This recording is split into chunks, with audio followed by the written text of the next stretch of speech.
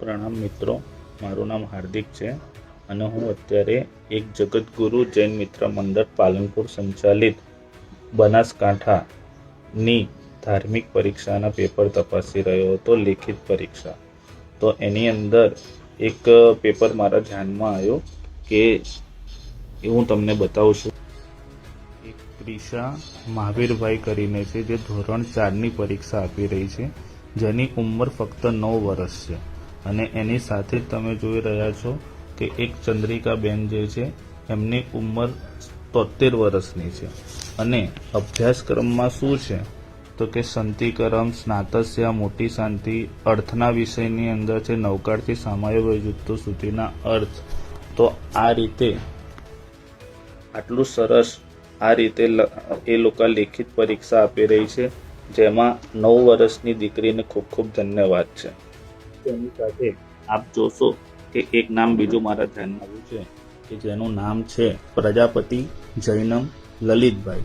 આપ સરનેમ દ્વારા એક આપને પણ મનમાં થશે કે નામ તો પ્રજાપતિ જૈનમ લલિતભાઈ, કે જે લાગે છે કદાચ જૈન નહીં હોય છતાં પણ એ આજે સ્નાતસ્યા, સંતિકરમ, સકલાર્થ આદિના અર્થ કરી અને સરસ રીતે સ્નાતસ્ય, સંતિકરમ વગેરે સૂત્રો કરે, નવકાળથી સામાયિક યુક્તો સુધીના અર્થ આપને મેં બતાવ્યું અને ફરીવાર બતાવ્યું છું કે જો આ પ્રમાણેનો ધોરણ 4નો અભ્યાસક્રમ છે જે એ જૈનમભાઈએ કરેલો છે. ખૂબ ખૂબ અનુમોદના છે. આવી એક્ઝામો દર વર્ષે પાલનપુરથી લેવાય છે, અલગ અલગ ત્યાંની આજુબાજુના ગામોની, અને કરીબન ઘણા બધા લોકો એની અંદર ભાગ લઈ રહ્યા છે. એની અંદર હાઈએસ્ટમાં આ વખતે પ્રથમા બુક સંસ્કૃત, એની પણ એક્ઝામ 2 જણાએ આપી છે, એમની પણ ખૂબ ખૂબ અનુમોદના છે.